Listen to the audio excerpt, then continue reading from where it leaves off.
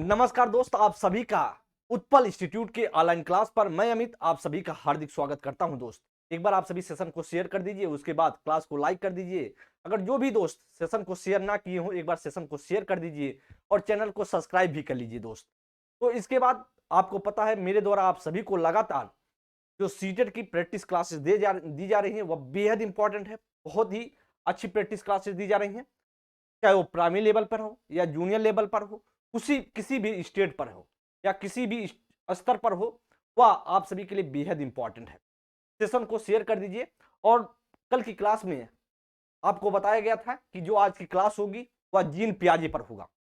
जो questions 20 question मेरे द्वारा लिए गए हैं, पूरे क्वेश्चंस जीन पियाजे पर आधारित है और आप सभी को अच्छे से पढ़ना और समझना है।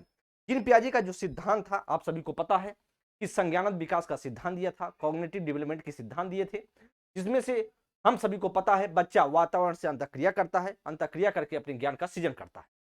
या बच्चा खुद से अंतःक्रिया करेगा या वातावरण से, मतलब वातावरण क्या है उसके लिए खुद है या खुद है और उससे अंतःक्रिया करके अपने ज्ञान का सृजन करता है। तो उसके आधारित आज प्रैक्टिस सेशन होगा। तो आप सभी एक बार सेशन को शेयर कर दीजिए और इसके बाद हम सभी इस क्लास को देखेंगे और समझेंगे। तो पहला क्वेश्चन जो आप सभी की स्क्रीन पर दिख रहा होगा, तो आप सभी आंसर देने का प्रयास करेंगे।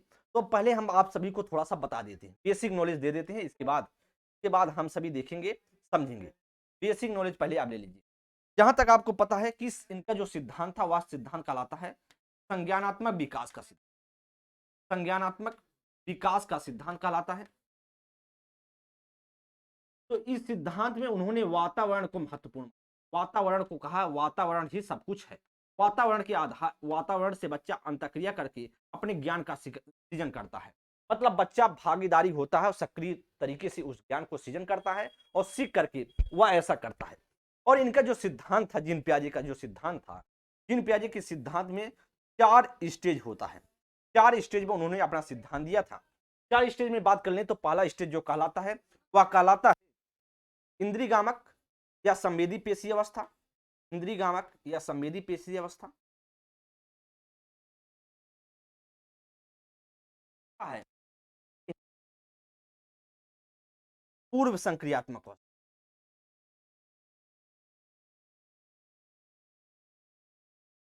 और फिर जो तीसरा है उसे हम जानते हैं मूर्त संक्रियात्मक अवस्था।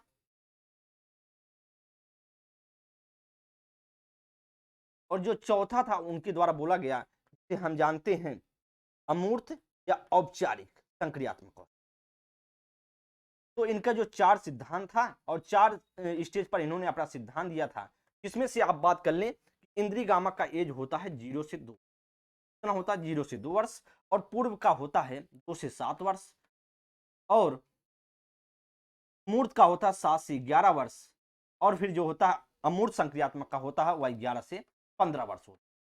तो आप सभी के सामने या इनका स्टेज था, इसे आप ध्यान देंगे और इसी पर आधारित आज आपकी क्लास होगी। थोड़ी सी आपको बेसिक नॉलेज दे दिया गया, फिर अब हम देखेंगे, इसको समझेंगे। तो जो पहला क्वेश्चन स्क्रीन पर दिख रहा है, अब बताने का प्रयास करेंगे कौन सा राइट ऑप्शन होगा। इसमें से कह रहा है 5 वर्षीय नसीमा को यह लगता है कि चिकनी मिट्टी के गोले को यदि दबाकर एक सांप के रूप में परिवर्तित करे तो चिकनी मिट्टी बढ़ जाती है। जीन पियाजे के अनुसार इस सोच के पीछे कौन सा तर्क है, या आपसे पूछ रहा है, तो आप बताइए कौन सा तर्क होगा। देखिए, जब बात कर ले रहे हैं कि 5 वर्षीय नसीमा, 5 वर्षीय नसीमा है, इसका मतलब है उसकी उस नसीमा का एज जो 2 से 7 के बीच, 2 से 7 का बीच का मतलब पूर्व संक्रिया, या सीधी सी बात है दूसरे स्टेज की बात कर रहा है। और दूसरे स्टेज की बात जब कर रहा है तो आपको ढूंढना है कि जब बच्ची 5 वर्षीय है तो वह जो गुण होगा वह 5 वर्ष जो 2 से 7 के पूर्व संक्रियात्मक के गुण हैं उसके भीतर ही होगा। तो देखिए, वह जो 2 से 7 के बीच में आता है, सिर्फ जीववाद आता है और केंद्रिता आता है, और परिकल्पना निगनात्मक नहीं आता है और संक्रमण भी नहीं आता, ये दोनों नहीं आते। तो आपसे पूछ रहा है, अब इसी दोनों में से कोई ऑप्शन आपका करेक्ट होगा। फिर अब देखिए अब आगे क्या कहता है। कह रहा है चिकनी मिट्टी के गोले को यदि दबाकर एक सांप के रूप में परिवर्तित किया जाए। इसका मतलब है गोले मिट्टी को ली है और उसे पहला जब गोला है और गोले को मिट्टी को लंबा कर दे रही है, कह रही कि मिट्टी बढ़ जा रही है, तो मिट्टी उतनी है, मतलब जो लंबाई पे आधारित उसके दिमाग में यह है कि जो लंबा होता है उसमें मिट्टी ज्यादा है।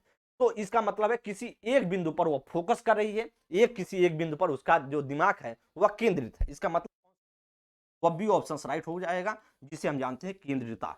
वेरी गुड ऑप्शन, सेंट्रलाइजेशन आपका राइट ऑप्शन, केंद्रिता जो आपका right option option is the correct answer. और सभी भाई पहले नंबर के लिए ए ऑप्शन बी ऑप्शन दे रहे हैं, और very good option is the first question. तो आपका जो राइट ऑप्शन होगा बी का, पहले का बी ऑप्शन राइट हो जाएगा। समझ में आया? पहला क्वेश्चन आप सभी को समझ में आ गया होगा। एक बार आप सभी कमेंट करते रहे, बीच बीच में सेशन को शेयर करते रहे, क्लास को लाइक करते रहे, और चैनल को सब्सक्राइब ना किए हो तो जरूर सब्सक्राइब। अगले क्वेश्चन की बात करते हैं सेकंड नंबर के लिए। सेकंड नंबर क्वेश्चन स्क्रीन पर है, आप सभी पढ़ेंगे, बताएंगे कौन सा राइट होगा। कह रहा कि यहाँ पे आपको फिल करना है में बच्चे मानसिक रूप से समस्याओं को हल कर सकते हैं, लेकिन समस्याओं को स्वयं सामग्री से संबंधित होना चाहिए, ना कि प्रतीकों से। अब आपसे पूछ रहा है कौन सा आपका राइट ऑप्शन होगा। जब आपसे पूछ रहा है, आप सभी के ऑप्शन सामने दिख रहा है, अमूर्त संक्रियात्मक अवस्था, मूर्त संक्रियात्मक अवस्था, या संवेदी पेश चालक अवस्था, या पूर्व संक्रियात्मक अवस्था। तो इसकी एज लिख लेते हैं, 11 से 15 वर्ष होता है। और फिर बात करते हैं मूर्त का होता है 7 से 11 वर्ष होता है। और फिर आपका संवेदी का होता है 0 से 2 वर्ष होता है। और इसके बाद पूर्व संक्रियात्मक की बात करें, इसका होता है 2 से 7 वर्ष। तो आप सामने दिख रहा होगा आप सभी के सामने, संवेदी चालक का होता है 0 से 2, और पूर्व संक्रियात्मक का होता है 2 से 7। अब आपसे पूछ रहा है कौन सा राइट ऑप्शन होगा। तो कह रहा है कि मानसिक समस्याओं को हल कर सकते हैं, जो मानसिक समस्याओं को हल तो कर सकती है, लेकिन स्वयं सामग्री से संबंधित होना चाहिए। मतलब उसे सामग्री से संबंधित हो, मतलब सामग्री को देखे इस तरह के तरीके से समझ सकते हैं कि मूर्त तरीके से वह देखे, जो सामने देखी उसी समस्या को सॉल्व करेगी, और वह प्रतीक ना कि प्रतीकों से, मतलब वह प्रतीकों से संबंधित ना कि प्रतीकों से संबंधित नहीं होना चाहिए। मतलब सामने रहेगा सॉल्व कर लेगी, प्रतीकों से ना कि प्रतीकों से, प्रतीक उसमें अगर रहेगा तो नहीं कर पाएगी। इसका मतलब क्या है? इसका मतलब है कि वह कर रही है मूर्त संक्रियात्मक।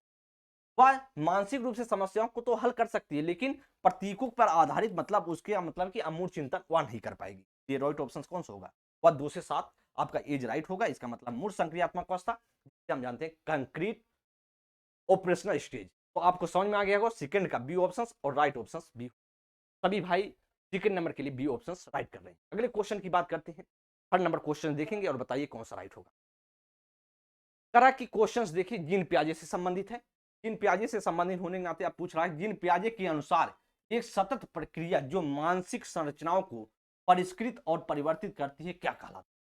कर नकल उतारने जैसा व्यवहार, कर वस्तु स्थायित्व, कर समावेशन, कर संतुलीकरण। तो अब पूछ रहा है कौन सा होगा। जीन पियाजे के अनुसार एक प्रक्रिया, एक सतत प्रक्रिया जो मानसिक संरचनाओं को परिष्कृत और परिवर्तन करता है। इसका मतलब क्या है? आपसे पूछ रहा है कौन सा राइट होगा। वह होगा संतुलित। आपका कौन सा राइट होगा? परिष्कृत एवं परिवर्तित करता है, वह करता है संतुलित। जो परिवर्तन कर रहा है, इसका मतलब कर रहा है परिष्कृत और परिवर्तन कर रहा है, इसका मतलब है आपका राइट होगा संतुलीकरण। आपका राइट ऑप्शन संतुलीकरण, जिससे जानते हैं साम्य करण भी का। तो जैसा ज्ञान आए बच्चे के पास वह वैसे व्यवस्थित कर ले, अपने ज्ञान में, अपने मस्तिष्क में सेट कर ले, स्कीमा में फिट कर ले, और उसमें कोई विरोधाभास ना हो, जिससे हम जानते हैं संतुलीकरण। राइट ऑप्शन हो जाएगा। और थर्ड नंबर के लिए सभी बता भी रहे हैं कि जो थर्ड का होगा डी ऑप्शन राइट हो जाएगा। ठीक है, अगले क्वेश्चन की बात करते हैं। Fourth number question, fourth number question आप देखिए, बताइए कौन सा राइट होगा। जीन पियाजे के अनुसार, जीन पियाजे के अनुसार आनुवांशिक रूप से क्रमादेशित जैविक परिवर्तन क्या कहलाता है? करा संतुलन कहलाता, अंकुरण कहलाता है, परिपक्वता, या करा सामाजिक प्रसारण। दोस्तों आज की क्लास आप देख रहे हैं सिर्फ जीन पियाजे से संबंधित क्वेश्चन। जीन पियाजे का जो आपसे बहुत पेपर में पूछा जाता है, हर दो प्राइमरी लेवल पर या आपका जूनियर लेवल पर है, 2 क्वेश्चन फिक्स है। 2 क्वेश्चन का मतलब है, मतलब दोनों में 2-2 क्वेश्चन आएंगे निश्चित है।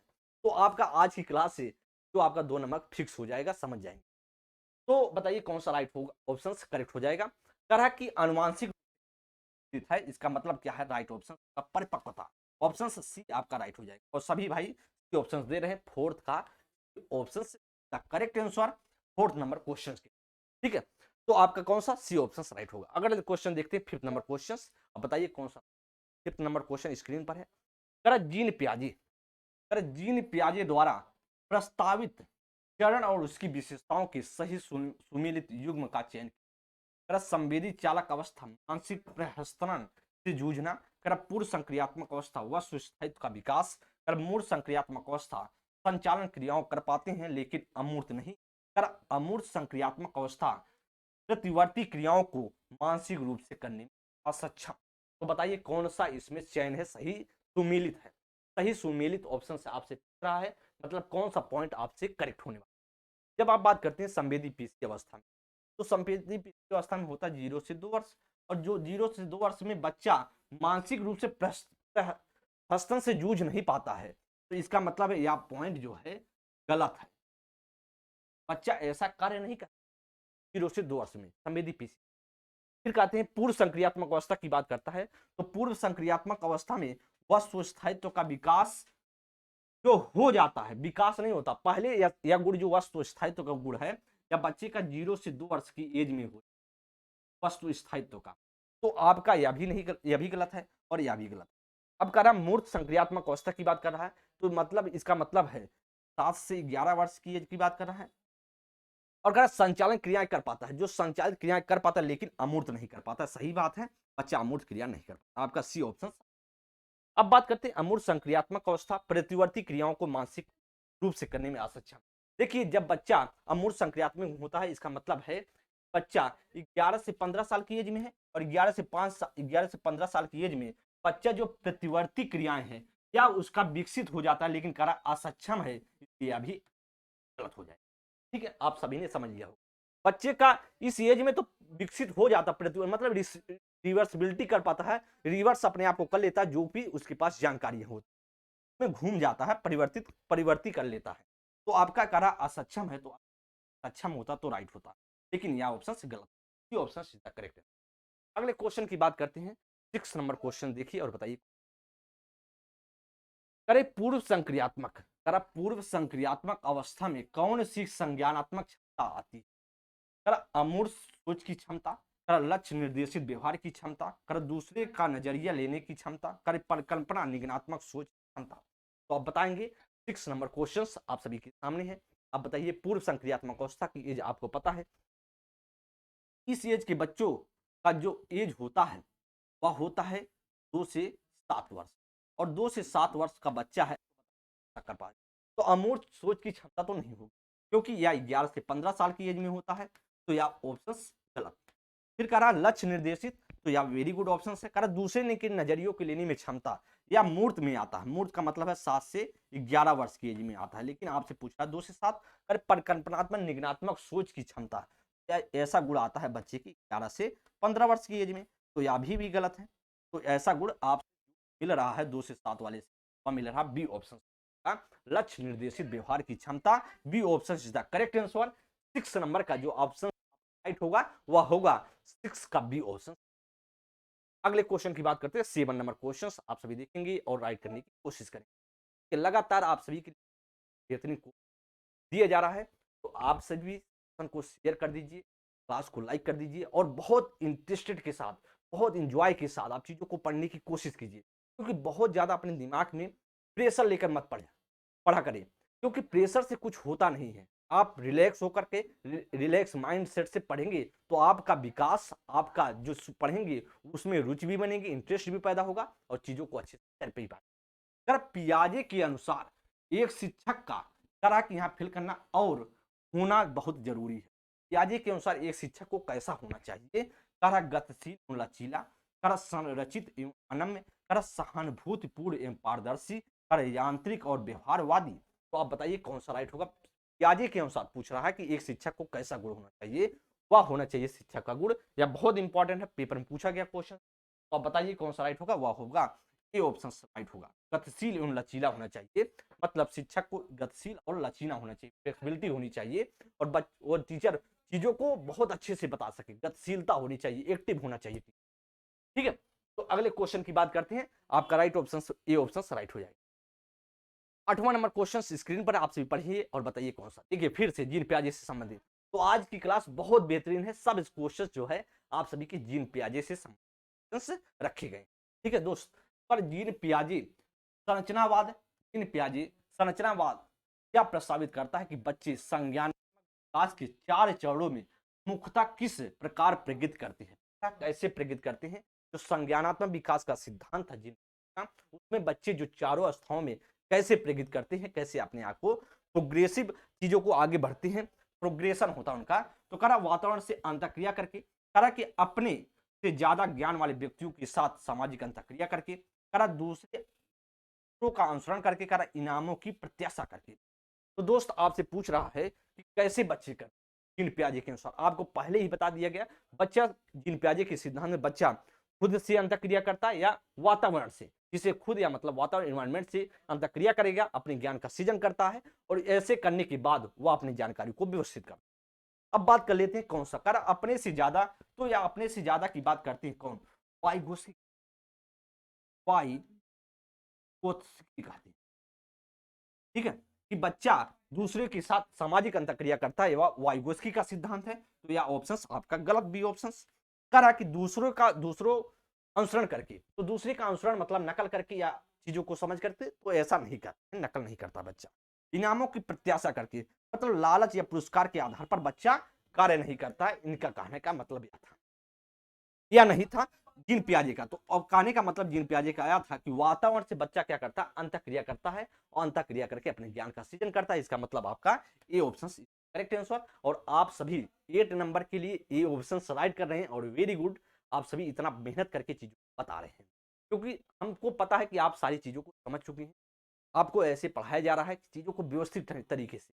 मेरा क्लास इस वजह से आज जीन पियाजे पर आधारित रखा गया, क्योंकि जिससे आपको जीन पियाजे से जो क्वेश्चंस आते हैं दोनों स्टेज पर, जैसे प्राइमरी या जूनियर पर, दोनों के लिए आप अच्छे से चीजों को कर पाए, समझ सकें, जिससे आपका 2 नंबर फिक्स हो सके, आपको कोई भी दिक्कत ना होने पाए।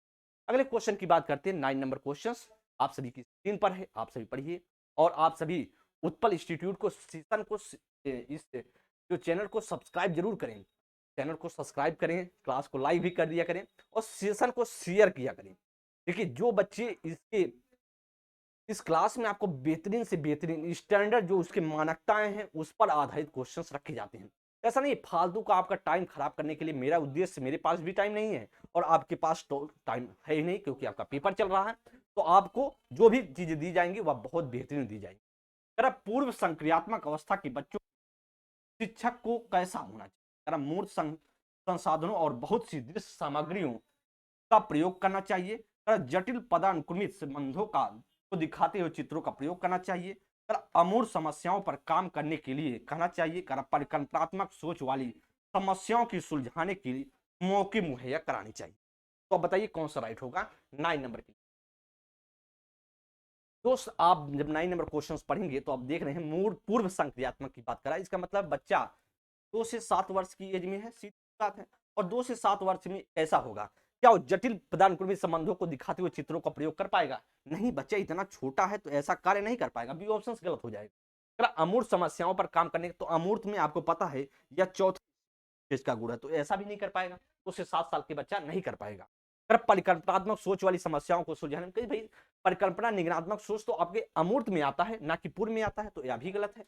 या चौथे स्टेज का गुण है, तो आपसे पूछ रहा पूर्व, तो पूर्व का मतलब मूर्त तो लिखा, देखिए आप मूर्त से बदल सकते हैं, मूर्त से सोचेंगे कि 7 से 11, लेकिन देख रहा है कि मूर्त का मतलब दिखाई देने वाली संसाधनों व बहुत सी दृश्य सामग्री का प्रयोग करना। मतलब मूर्त का मतलब ऐसा नहीं होता कि सिर्फ आप तीसरे स्टेज में जाकर के उसके आंसर को हटा दें। मूर्त का मतलब दिखाई देने वाली, जो आपके सामने प्रत्यक्ष रूप से आप देखें और उसके बारे में अवलोकन कर ले। तो बच्चा धीरे धीरे 2 से 7 साल की एज में, जब बच्चा 7 साल पहुंचने वाला होता तो मूर्त चीजों पर विचार करना स्टार्ट कर देता। तो आपका राइट ऑप्शन ये ऑप्शन राइट होगा। और 9 का, अब आप सभी 9 का ये ऑप्शन राइट कर रहे हैं, वेरी गुड। आप सभी ऐसा बहुत मेहनत करें, चीजों को समझिए व्यवस्थित ढंग से, 9 का ये ऑप्शन राइट हो जाएगा। 10 नंबर क्वेश्चन देखिए, 10 नंबर क्वेश्चन स्क्रीन पर है, आप बताइए कौन सा। जीन पियाजे किस अवस्था में प्रतीकात्मक खेल बढ़ता है तथा संज्ञानात्मक विकास को समर्थन देता है? पूछ रहा है किस अवस्था में ऐसा होता है, शैशव अवस्था में, प्रारंभिक बाल्यावस्था में, मध्य बाल्यावस्था में, या किशोर अवस्था में? दोस्त आप सभी बताएंगे कौन सा राइट होता। किस अवस्था में प्रतीकात्मक खेल का मतलब बच्चे मतलब यह गुण होता है 2 से 7 वर्ष की, 2 से 7 एज की होता है। और आपको पता है शैशवावस्था जो बोला जाता है या जो बांटा गया है, देख या एलिजाबेथ हॉलॉक के द्वारा ऑप्शंस बांटे गए हैं। जैसे इसका होता है 0 से 2, तो उन्होंने माना था। प्रारंभिक बाल्यावस्था को उन्होंने माना बच्चा जो होता है वह 2 से 6 वर्ष। अब जो मध्य बाल्यावस्था की बात करते हैं तो मध्य बाल्यावस्था इसका एज होता है 6 से 9 वर्ष। और किशोरावस्था आपको पता है या 12 से 18 होता है। तो आपसे पूछ रहा है, देखिए जब आप 7 में प्रतीकात्मक खेल का विकास होता है तो 2 से 7 कौन से ऑप्शन, और सीधी सी बात है ऑप्शन से मिल रहा है, बी ऑप्शन से राइट हो रहा है, मतलब प्रारंभिक बाल्यावस्था से मिल रहा है। तो ऐसा जो समर्थन देता है वह बी ऑप्शन राइट हो जाएगा। मतलब प्रतीकात्मक खेल का मतलब है जैसे बच्चे के सामने आप साइकिल बोले तो बच्चे के मस्तिष्क में साइकिल छप गया, तो प्रतीक के माध्यम से वह चीजों को समझ जाता है। क्वेश्चन की बात करते हैं, बी ऑप्शन राइट होगा, 10 का बी ऑप्शन। और सभी भाई 10 का बी ऑप्शन। अब हम देख 11 नंबर को, 11 नंबर क्वेश्चन देखिए और बताइए कौन सा राइट होगा।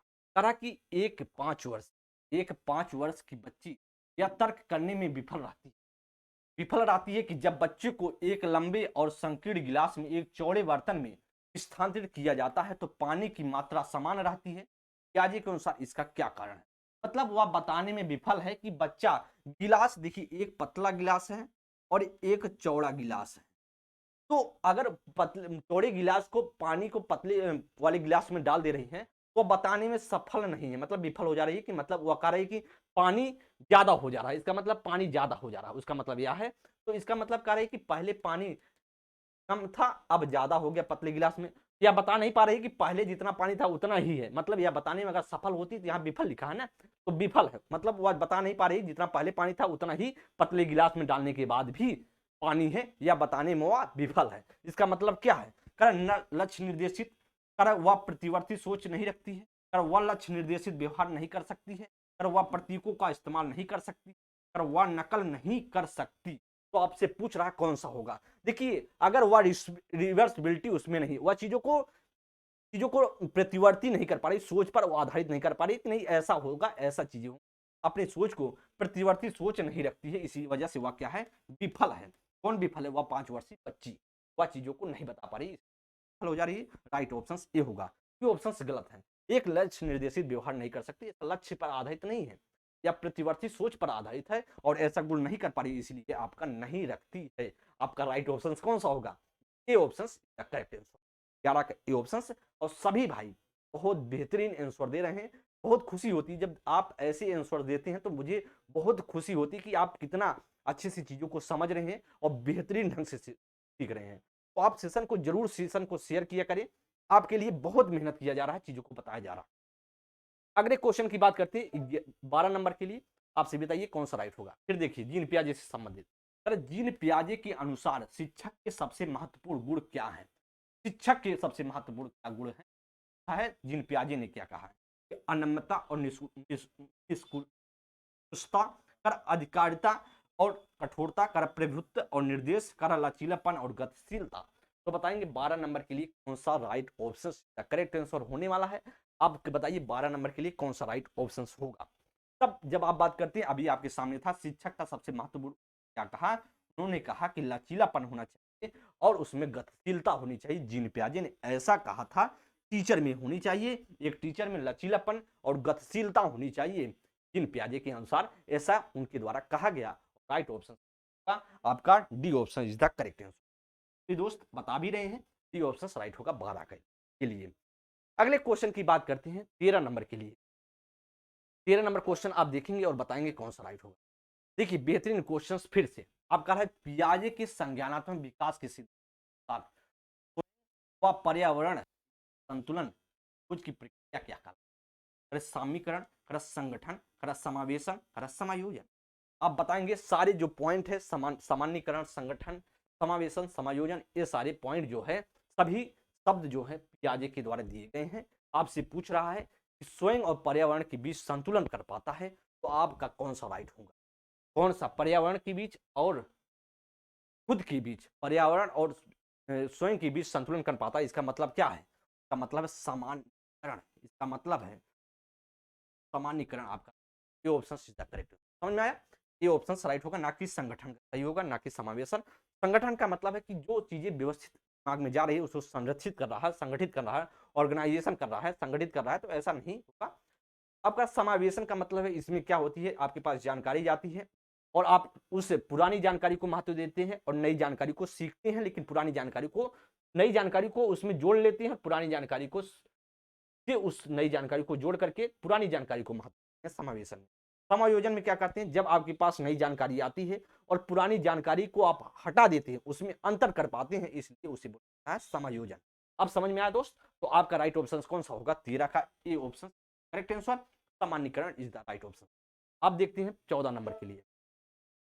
14 नंबर के लिए आप सभी बताएंगे कौन सा राइट होगा। अरे जीन पियाजे के संज्ञानात्मक विकास के सिद्धांत में पूर्व संक्रियात्मक अवस्था में विकास का मुख्य गुण क्या होता है? पूछ रहा है जीन पियाजे की संज्ञानात्मक, आप सारी उनकी जो सिद्धांत है कॉग्निटिव डेवलपमेंट से संबंधित था और जो उनके नैतिक विकास का सिद्धांत था पियाजे का, वह बहुत कम पूछा जाता है, कभी कभी आपसे पूछा जाता है। तो देखेंगे अगर आपको चीजें बताई जाएंगी। उनके नैतिक विकास का सिद्धांत भी था, जैसे कोहलबर्ग के नैतिक विकास का सिद्धांत था, वैसे एक उन्होंने भी जीन पियाजे ने दिया था, लेकिन बहुत कम मान्य होता है, बहुत कम पूछे जाते हैं आपके पेपर में। और इनके संज्ञानात्मक विकास बहुत इंपॉर्टेंट, क्योंकि इन्होंने बहुत मेहनत किया था, 30 वर्षों तक इस पर अध्ययन करने के बाद अपना सिद्धांत निकाला था। कोई विरोध बहुत कम होता है, सभी लोग इसको फॉलो करते हैं। तो 14 नंबर के लिए आप बताएंगे कौन सा राइट होगा। तो पूर्व संक्रियात्मक अवस्था, इसका मतलब बच्चा कितने एज का है? 2 से 7 वर्ष की एज। 2 से 7 वर्ष की एज में आप ढूंढेंगे कौन सा? तो प्रतीकात्मक परिकल्पनात्मक निगनात्मक सोच तो यह चौथी स्टेज में है, तो दूसरी स्टेज में तो होगा नहीं। या तो अमूर्त संक्रियात्मक का गुण है, संरक्षण और पदार्थों का क्रमबद्ध, पदार्थों का संरक्षण कंजर्वेशन कर पाता है और क्रमबद्ध, और जो क्रमबद्ध कर पाता है या कर पाता तीसरे अवस्था, मतलब 7 से 11 वर्ष की एज में कर, का मतलब तीसरे वर्ष का गुण है। तो आपसे दूसरे वर्ष का पूछ रहा है। अमूर्त सोच के विकास, तो अमूर्त सोच के विकास का मतलब है चौथे स्टेज का गुण है, इसका एज मतलब होगा 11 से 15 वर्ष। सीधी सी बात है, देख रहे हैं आप कैसे आपका को अलग करके बताई जा रही है। विचार सोच में केंद्रीकरण, तो बच्चा एक ही बात पर केंद्रीकरण होकर के सोचता क्यों नहीं एज, वह सोचता है 2 से 7 वर्ष में। आपको भी बताया गया है बच्चा में केंद्रीकरण होता है, सेंट्रलाइजेशन होता है। कुछ भी बताएंगे, जैसे आप किसी बच्चे को अपने घर से बच्चे को कहीं भेजते हैं और उस सामान को लाने के लिए कहते हैं, उसके वही बच्चा उस सामान को लेकर आता है, उसके अतिरिक्त उसके दिमाग में नहीं होता, उसकी जगह हम कोई सामान अदर लेके चले जाएं तो उसके दिमाग में ऐसा गुण नहीं पाया जाता। इसलिए आपका राइट ऑप्शन कौन सा होगा? ऑप्शन एक ही बिंदु पर हुआ उसका दिमाग फोकस करता। समझ में आए दोस्त? अब देखते हैं 15 नंबर को। 15 नंबर क्वेश्चन देखिए, बताइए कौन सा राइट होगा। जीन पियाजे के अनुसार बच्चे अमूर्त संक्रियात्मक अवस्था, कैसा अमूर्त का पूछ रहा है, मतलब इसका मतलब सीधी 11 से 15 की है, 11 से 15 की एज में है, तो आपसे पूछ रहा है इसमें कौन सा गुण होगा? संरक्षण करण और श्रेणीबद्ध करने में सक्षम नहीं। भाई साहब 11 से 15 में पहुंच गया, या तो गुण सिर्फ 7 से 11 में ही हो जाता है, या एज जो बच्चे की गुण 7 से 11 में ही आ जाते हैं, तो करा सक्षम नहीं, तो सक्षम जरूर, सीधी सी बात है। जब गुण पहले ही आ जाते हैं, उसकी एज से पहले आ जाते हैं, 7 से 11 में आ जाते हैं, तो बच्चा 11 से 15 में पहुंच चुका है। तो इसका मतलब है कि अब गुण तो सक्षम है, लेकिन करा सक्षम नहीं है, तो यह तो गलत होगा। फिर प्रतीकात्मक और सांकेतिक खेलों में भाग लेना प्रारंभ करता है। प्रतीकात्मक और सांकेतिक खेल में जो भाग लेता है वह लेता है बच्चा 2 से 7 वर्ष की एज में, तो ऐसा गुण तो नहीं है अमूर्त संक्रियात्मक का। फिर पूछ रहा परिकल्पनात्मक निगनात्मक तर्क और प्रतिज्ञाप्ति करने में समर्थ, तो आपसे सीधी बात है ये ऐसा गुण पाया जाता है बच्चे की 11 से 15 साल की एज में, कर पाता, तर्क कर पाता और एक परिकल्पना कर पाता है, चीजों को इमेजिन करके चीजों को सीख पाता है, निगमन कर पाता है। तो आपका राइट कौन सा होगा? वो राइट होगा अमूर्त से कौन मिल रहा है? वो अमूर्त से केंद्रीकरण अनुक्रमणीय सोच में आबद्ध, तो बच्चा क्या है केंद्रीकरण, आपको सीधी सी पता है, या सोच जो होता है बच्चे का 2 से 7 वर्ष में हो, ये आपका या आप सभी भाई 15 नंबर के सी ऑप्शंस बता रहे हैं। बहुत अच्छी बात है कि आप ऐसे क्वेश्चन कर पा रहे हैं। ऐसे क्वेश्चंस आपके पूरे दिमाग को घुमा देता है, पूरे माइंड को घुमा देता है, चला देता है। पूरे संज्ञानात्मक विकास के जो सिद्धांत था पियाजे का, पूरे ज्ञान को आपको बटोर लेता है कि आप क्या जानते हैं संज्ञान विकास के सिद्धांत को, कैसे पढ़ते हैं, कैसे सीखे हैं। तो आपकी पूरी जानकारी को आप अपने इस क्वेश्चन में उतार लेता है। तो यही तो है, थोड़ा सा पेपर स्टैंडर्ड बनाने के लिए ऐसा पूछ जाने लगा है क्वेश्चन आप सभी के पेपर में। बेहतरीन, ये सारे क्वेश्चन बहुत बेहतरीन है, बहुत स्टैंडर्ड लेवल के क्वेश्चन है, जो समझिए, ऐसे ही क्वेश्चंस पूछे जा रहे हैं, इससे अदर क्वेश्चंस नहीं पूछे जा रहे हैं आप सभी के पेपर में। ऐसे क्वेश्चन जो जीन पियाजे से, वाइगोस्की से, हार्वर्ड गार्डनर से, ऐसे क्वेश्चन सारी चीजें। तो आपको पूरे क्लास को अच्छे से रीड करना है, चीजों को पढ़ना है, आप अच्छे से समझिए। अगले क्वेश्चन की बात करते हैं, 16 नंबर क्वेश्चन को पढ़ेंगे और बताइए कौन सा। पियाजे के सिद्धांत में संज्ञानात्मक प्रणाली के लिए स्कीमा को से जोड़ने का को क्या कहा जाता है? समायोजन, कर अनुकूलन, कर संगठन, कर परिपक्वता। तो आपको दोस्त पता है, समायोजन तो आपको पहले से पता है, नई जानकारी को महत्व दिया जाता है, इसकी स्कीमा में आएगा, नई जानकारी में को जोड़ेगा, जोड़ने के बाद पुरानी जानकारी को हटाएगा, अंतर करेगा, यह सारी चीजें होती है समायोजन में। अनुकूलन का पार्ट ही होता है समायोजन, समायोजन तो या तो दोनों होगा नहीं, ये दोनों पॉइंट गलत, सीधी सी बात है। अब बात कर रहा है कि संगठन बचा और परिपक्वता। तो परिपक्वता का मतलब है उनका जो सिद्धांत था उसमें बच्चा अगर उस एज पर चीजों को परिपक्व कर, मेच्योरिटी है बच्चे में, तो ऐसा होता, लेकिन यह भी नहीं होगा। तो आपका कौन सा राइट होगा? वह होगा संगठन, ऑर्गेनाइजेशन। आपका राइट होगा संगठन इज द करेक्ट ऑप्शन। 16 का सी ऑप्शन राइट होगा। समझ में आ रहा है ना, सारी चीजें समझ में आ रही है। 16 नंबर का आपका सी राइट होगा। आप सेशन को शेयर करते रहिए, बहुत अच्छी क्वेश्चन दिए जा रहे हैं, राइट ऑप्शन सी। 17 नंबर क्वेश्चन देखिए, 17 नंबर क्वेश्चन को देखेंगे और बताएंगे। देखिए बेहतरीन क्वेश्चन है। अगर जीन पियाजे के संज्ञानात्मक विकास के सिद्धांत के अनुसार मूर्त संक्रियात्मक चरण में बालक निम्न में से क्या कर पाने में योग्य होता है? कर प्रतिवर्तन, कर परिकल्पना आधारित निगमन, निगनात्मक तार्किक चिंतन, कर अमूर्त चिंतन, कर प्रतिज्ञापित चिंतन। करा कि बच्चा कौन सी एज में है? 2 से 7 की, मतलब मूर्त में है तो इसका मतलब 7 से 11 वर्ष की एज में है। और 7 से 11 की एज से क्या मिलता है? तो परिकल्पनात्मक, निगनात्मक, तार्किक ये तो होता है 11 से 15 में, तो आपसे 7 से 11 पूछ रहा है, तो यह ऑप्शन आपका गलत। अमूर्त चिंतन यह भी 11 से 15 की एज में होता है, तो यह भी गलत। अब बात करें प्रतिज्ञापित चिंतन। प्रतिज्ञापित चिंतन का मतलब है रीजनिंग बेस्ड क्वेश्चंस, तो आपका यह भी आता है 11 से 15 की एज में, यह भी गलत बच्चे का। तो आपका कौन सा? प्रतिवर्तन, जिसे हम जानते हैं रिवर्सिबिलिटी, मतलब अपने आप को रिवर्स मार रहा है, वह 7 से 11 की एज में बच्चा, आपको बताया गया है बच्चा अपने आप को रिवर्स कर पाता है, प्रतिवर्ती सोच पर आधारित करके चीजों को बताता है। तो अभी आपके सामने एक क्वेश्चन पीछे आया था, ऐसा क्वेश्चन, प्रतिवर्ती सोच पर आधारित चीजों को बच्चा 7 से 11 वर्ष की एज में कर पाता है। आपका कौन सा राइट होगा? तो ऑप्शन करेक्ट हो जाएगा। सभी दोस्त 17 का ए ऑप्शन राइट कर रहे हैं। बेहतरीन क्वेश्चन है, बेहतरीन क्वेश्चन से पहले पूरे दिमाग को नचा रहा आपकी जो संज्ञान विकास का सिद्धांत। 18 नंबर के लिए आपसे बताइए कौन सा राइट होगा? जीन पियाजे के संज्ञानात्मक सिद्धांत के अनुसार बच्चे किस अवस्था में वस्तु को कहे गए क्रम में लगाने की योग्यता लेते हैं, मतलब क्रम से बच्चे लगा पाते, योग्यता आ जाती है। तो करा संवेदित पेशी, करा पूर्व संक्रियात्मक, करा मूर्त संक्रियात्मक, करा अमूर्त संक्रियात्मक। का एज आपको पता है 0 से 2 वर्ष, और इसका एज आपको पता है 2 से 7 वर्ष, इसका एज आपको पता है 7 से 11 वर्ष, का एज होता है 11 से 15 वर्ष। आपको कई बार बताई गई चीजों लगातार बताई जा रही है। तो आपको पता है बच्चा क्रम से लगा पाता है, बच्चा क्रम से लगाने में योग्यता आ जाती है, वह होता है बच्चे का मूर्त में आता है। किसमें आता है? मूर्त संक्रियात्मक में आता है, जिसे हम जानते हैं कंक्रीट ऑपरेशनल स्टेज।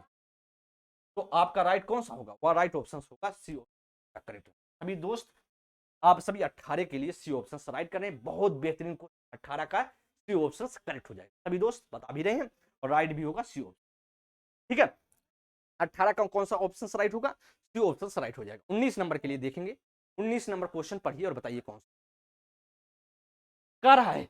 किस स्तर पर बच्चों में अपने आसपास की दुनिया के बारे में एक जीववादी दृष्टिकोण होता है, और वे मानते हैं कि पेड़ पौधे चलते हुए बादलों और लुढ़कते पत्थरों की मंशाओं और इरादों को कहते हैं। करा संवेदी चालक, करा पूर्व संक्रियात्मक, करा मूर्त संक्रियात्मक, या करा अमूर्त संक्रियात्मक। एज आपके सामने है 0 से 2 वर्ष, और इसका एज होता है 2 से 7 वर्ष, और इसका एज होता है 7 से 11 वर्ष, और इसका एज होता है 11 से 15 वर्ष। देखिए आपको लगातार लिखाया जा रहा है क्योंकि आपको याद हो जाए, लगातार आपको बताया जाए क्योंकि आपको याद हो जाए। अब देखिए, तो कह रहा बच्चे में क्या है? जीववादी सोच है। बच्चे में क्या है? जीववादी सोच, ठीक है। बच्चे में जीववादी सोच है, और जीववादी सोच की वजह से क्या कर रहा बच्चा, और जीववाद का गुण किसमें पाया जाता है? आपको पता है बच्चा निर्जीव को सजीव मानता है। इसका मतलब क्या कह रहा है कि वे मानते हैं कि पेड़ पौधे चलते हैं, बादलों और लुढ़कते हुए पत्थरों की मंशाएं और इरादे हो सकती हैं। इसका मतलब पेड़ पौधे चलते हैं, बच्चा क्या है, निर्जीव को क्या कर रहा है, सजीव मान रहा है। इसका मतलब आपका कौन सा होगा, आपका बी ऑप्शन राइट होगा। इसका मतलब जीववाद का गुण आपको पता है, जीववाद का गुण किसमें आता है, दूसरे स्टेज में आता है। बहुत बार आपको बताया गया जीववाद का गुण दूसरे स्टेज में, जो पूर्व संक्रियात्मक अवस्था कहलाता है। आपका 19 का बी ऑप्शन राइट होगा। और सभी के सभी दोस्त 19 नंबर के लिए बी ऑप्शन राइट कर रहे हैं। वेरी गुड, बहुत अच्छी बात है। आप ऐसे मेहनत करते रहे और मेरे भगवान से इच्छा है कि आप ऐसे आगे बढ़ते रहे, चीजों को सोचते रहे और करते रहे। 20 नंबर के लिए आप सभी कमेंट करेंगे। देखिए अब बेहतरीन किस अवस्था में बच्चे वस्तु स्थायित्व की समझ तो बना लेते हैं, परंतु यह नहीं कर पाते, नहीं समझ पाते कि क्रियाएं परिवर्तनीय हैं और उनके निर्णय लेने की मौजूदा लिखावट पर निर्भर है। तो करा संवेदी चालक, करा पूर्व संक्रियात्मक, करा मूल संक्रियात्मक, अमूर्त संक्रियात्मक। संवेदी फिर से आपको लिखा गया पूर्व में 2 से 7 और फिर पता मूर्त की 7 से 11 और फिर आपके सामने है लास्ट है 11 से 15। फिर आप सभी के सामने बताइए कौन सा राइट होगा। कर वस्तु स्थायित्व की समझ बना लेता है। देखिए वस्तु स्थायित्व का समझ बना, इससे आपको लगेगा कि पहले स्टेज में आने, वस्तु स्थायित्व से आपको लग रहा है पहले स्टेज, तो फर्स्ट स्टेज है उनका, उसमें आएगा। वस्तु स्थायित्व का गुण पहले में आता है संवेदी पेशी में, लेकिन उससे आगे भी लिखा है, परंतु यह नहीं समझ पाते कि क्रियाएं परिवर्तनीय है। मतलब क्रिया जो होती है वह परिवर्तनीय रिवर्स कर पाती है। तो आपको बताया गया बच्चे में वह विलोमिता का अभाव होता है, जिसे बोलते हैं अविलोमिता। बच्चे में यह चीजें नहीं कर पाता, प्रतिवर्ती सोच नहीं होती है दूसरे स्टेज में, इसलिए आपका वस्तु स्थायित्व तो कर लेता है। जब पहले तो बच्चा जब 0 से 2 में विकसित हो गई तो आगे भी तो जैसा चलेगा ऐसा आगे चलने वाला, सीधी सी बात है। इसका मतलब है 2 से 7 में या तो 0 से 2 में या विकसित हो चुकी वस्तु स्थायित्व।